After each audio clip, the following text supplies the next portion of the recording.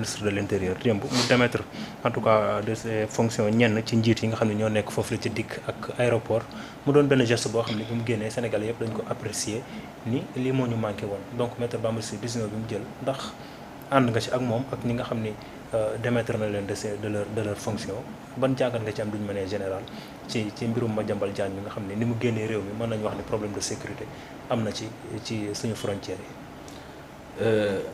man vraiment. Madiambal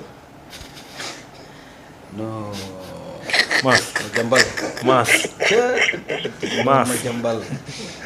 Madiambal nag da nga ko war a dàkkantale Madiambal Boltu Diagne.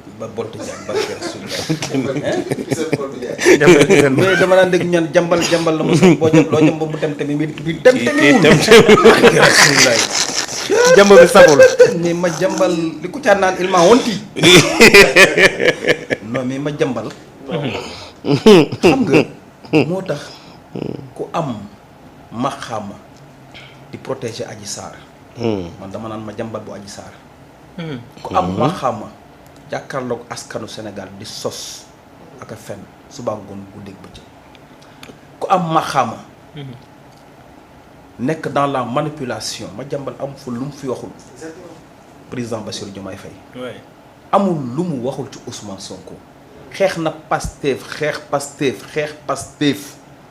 ba Madiambal amatul crédibilité dans ce pays là c'est des mercenaires encore une fois te Madiambal c'est le plus grand mercenaire de ce pays là Madiambal jom zéro xam-xam zéro fit zéro gis nga booy wër tàppet ak bokkat jàppal Madiambal Diagne waaw ni bopp bi rëyee ni mu ñuulee noonu la ragalee non je te jure Madiambal ni bopp bi rëyee ni mu ñuulee noonu la tàppetee encore une fois parce que lii ça montre ñun ñan la ñu jàkkaar lool encore une fois si c'est des hommes de valeur si c'est des hommes dignes si c'est des hommes courageux wala si ñu bëgg Sénégal lañu non c'est une association de malfaiteurs une bande de criminels financiers Madiambal Diagne jàmb la dëkkee dafa jàmb te li muy jàmb yëpp musul kii moo koy mujj naan Madiambal Diagne encore une fois wane na ne gëmul Sénégal parce que encore une fois man je reste sur ma faim je dis que Madiambal Diagne bu génnee Sénégal sabotage la encore une fois. sabotage ci naka du sabotage. ci naka comment Madiambal Diagne. xam ne notifié nañ ko interdiction de sortie du territoire sénégalais. Il a été notifié de ça. mu ñëw aéroport. ñu téye ko ne ko mënoo tukki. ndax juge bi daf la sox pour enquête. kan moo téye Madiambal Diagne ba pare xam ne dañ ko soxla pour enquête ñu bàyyi Madiambal Diagne mu ñibbi këram. kaala. loolu mooy interrogation bu njëkk. beneen bi Madiambal Diagne à lui seul naka la mën a def ba ne ñu ne jaar na Gambie jóge Gambie dem Maroc jóge Maroc jël royal xawma lan Maroc dem France.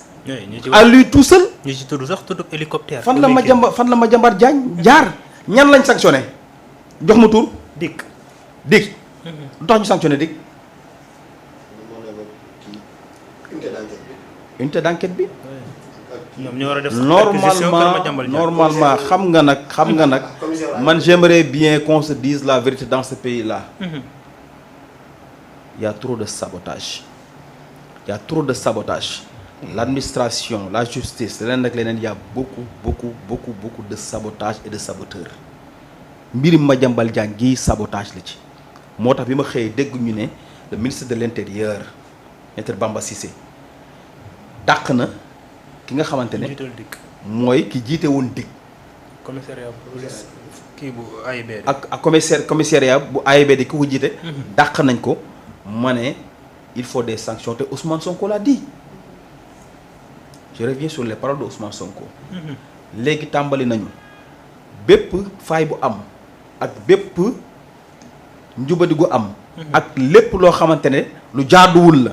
les responsabilités seront situées. wax na ko waxoon na ko. mooy fi ñu war a toll. mais c'est ce qui foofu la ñu war a toll.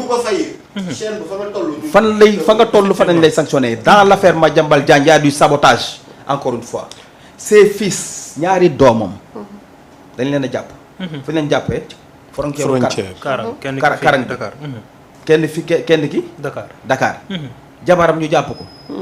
damay wax sénégalais yi jàppuñu leen parce que ñun dañoo yàgg xeex ne sa baay def na ñu jàpp jabaram déedéet demeewul noonu de. non la responsabilité c'est parce pénale que dans le dossier Ellipse des 21 milliards entreprise boobu c'est géré par sa femme. te en matière pénale. la beneen bi aussi pénale sax elle est individuelle. actuellement beneen bi aussi ay doomam ils sont impliqués dans le rapport de la CENTIF. donc man je dis que tey jii Madiambal Diagne bett na Sénégalais yu bëri. ruusloo na Sénégalais yu bëri. bëri na ci morom de Madiambal Diagne ak làmmiñam wu rëy. Madiambal Diagne lu xew mu wax lu génn mu wax. xam nga dama dégg léegi xam nga l'entreprise Ellipse wax nañ ko c'est pour la construction de 20 palais de justice Madiambal Diagne moom lan la.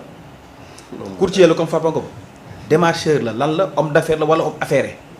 ma ñëw feneen fii dama dégg benn tweet Madiambal Diagne mu ne ñàkk jom mu toon kii mu ne je prends note de l'annonce d'un mandat d'arrêt international émis contre moi.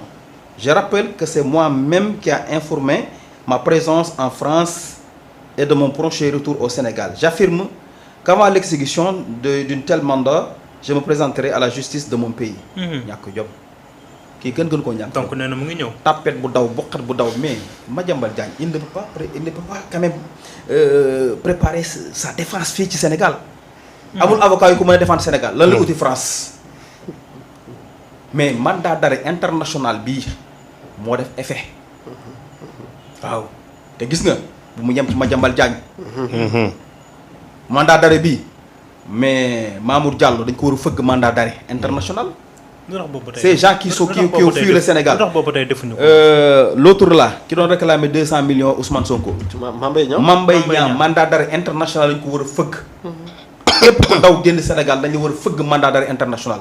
Sénégal fii mu toll nekk une référence de la démocratie. rupture ñu gis ne une droiture ci économie. bu leer. benn dëkk du nangoo protéger benn nit pour l'intérêt. parce que ñoom ñëpp dañoo intérêt bi Sénégal. kon mandat d'arrêt bii. moo def effet ba Madiambal Diagne bind lii encore une fois fu mu toll nii ñëwam ak ñàkk ñëwam yëpp wane na ñàkk jomam wane na ragalam wane na tàppitam wane na il est coupable xam nga lu tax mais yow ku ñu jiiñ dara ku sàcc montre bi rek mais aada jug daw ñu ne déet waaye mu est-ce que newul sama poche mu teg ko ci tali bi mais dañ ne ne kan moo mais Madiambal dañ koo convoqué rek lan moo tax bu daw c'est ça la grosse question qu'on doit se poser. c'est parce que qui se sent morveux. se mouche. mais dawam bi mën na dindi lu bari. Madiambal Diagne loolu la uti France. Madiambal Diagne. pourquoi ce il voyage va pas être protégé par la France. parce que tey jii France dañu soxla y a des relations diplomatiques yoo xamante ne France ne va pas prendre ce risque-là benn. te dès lors que ma yokkal la du ko jël. li ñu gisoon ci mbiru Doro Gueye mën nañ ko gisaat ci mbiru Madiambal. non dafa wute. parce que Doro Gueye lu tax ñëwul fii ba tey. waa France ñoo ci teg seen loxo benn. la France ne va pas prendre ce risque-là du ko jël. beneen bi mooy gis nga tey jii. non c'est est-ce que la France nekkul ennemi projet. non dafa am coopération judiciaire. taxawaay bi ñu gis. xam nga li problème bi. y a un problème. xam nga li problème bi ndax France. gis nga xoolal même on a signé des conventions avec le Maroc. gis nga tweet bi. boo ko analyser foncièrement tu sauras que ne xam na ne France du ko laax. très bien xam na loolu. ba pare Madiambal Diagne ba pare on a signé des conventions.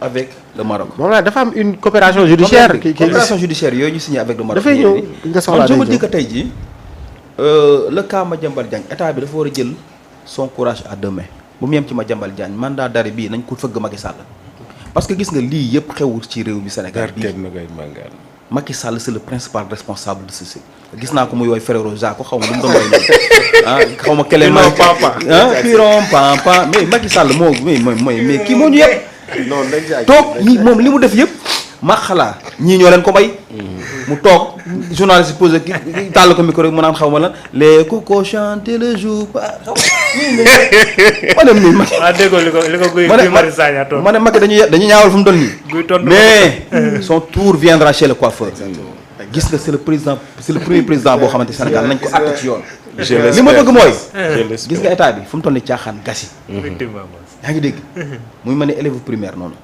moom Macky dañ ko war a jël àtte ko fii yaa ngi dégg àtte ko ci réew mi parce que lii ñuy wax détournement yii mais comment Madiambal Diagne tuddi ko ci 21 milliards naka la ñu mën a tuddee Farba Ngom ci ay somme yoo xamante ne kenn xamul xaalis Sénégal ah ñi mais bu ñu fàtte l'affaire Prodac ah Mamour Diallo les 94 milliards ñii milliards u Sénégal la ñu jël manque ko muucu ko nal Sénégal ba mu Sénégal doon limang bu ñu nal jeex tàkkanu sañu xottu ba il faut pas négocier avec ces délinquants là Madiambal moom il a perdu la face jaratul tous ci réew mi tekkeetul dara ci réew mi ñëpp xam nañ Madiambal c'est un faux type maintenant parce que tapet mooy daw asgor du daw gis nga asgor même bu xamee ne moom la même bu il est coupable day taxaw dëggal boppam loolooy ngor loolooy ngar mi dañ na ci Madiambal gor dañ na ci Madiambal honneur dañ na ci Madiambal dignité dañ ci Madiambal ñu jàpp sa jabar ak sa doom. jàpp sa jabar jàpp sa doom tey leen na njabootam kon kii ban façon nit la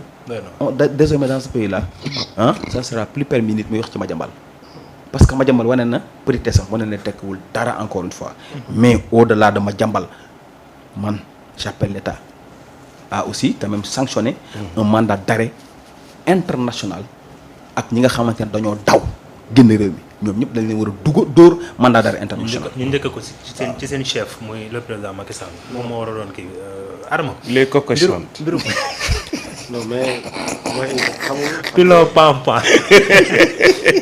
pilon géema. waaw c'est Rasulullah Macky yem. ça fàttewul leçon première année de. xam naa ko